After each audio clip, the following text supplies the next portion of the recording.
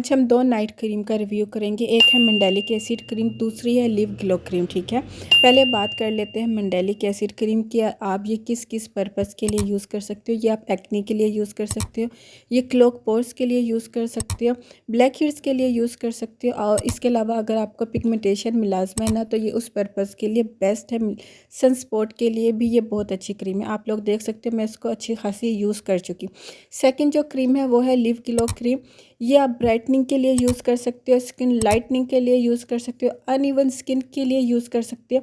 और आजकल मैं यही यूज़ कर रही हूँ और आप लोगों के सामने मेरी स्किन पे अभी फ़िलहाल कोई फ़िल्टर नहीं है। अभी नाइट टाइम था, मैं इसको अप्लाई करने लगी थी, तो मैंने सोचा वीडियो बना लेती हूँ, आप लोगों के साथ शेयर कर देती हूँ। बिल्कुल भी हार्मफुल नहीं है आपकी स्किन के लिए, स्किन को पतला बिल्कुल नहीं करती, बहुत अच्छे से स्किन में पेनिट्रेट हो जाती है। अच्छा, मैंने मॉइस्चराइज़र नहीं अप्लाई किया था, अगर आप चाहो तो इससे पहले मॉइस्चराइज़र भी अप्लाई कर सकते हो, लेकिन आज मैंने मॉइस्चराइज़र नहीं अप्लाई किया, डायरेक्ट मैंने ये क्रीम अप्लाई की है। आप इसको डायरेक्टली भी अपने फेस पे यूज़ कर सकते हो, और अगर आप चाहो तो आप इसको अपने मॉइस्चराइज़र के साथ भी यूज़ कर सकते हो। आप लोगों के सामने मेरी स्किन माशाल्लाह से आजकल फिर बहुत अच्छी नीट एंड क्लीन है, तो दोनों क्रीम मेरी तरफ से रेकमेंडेड है।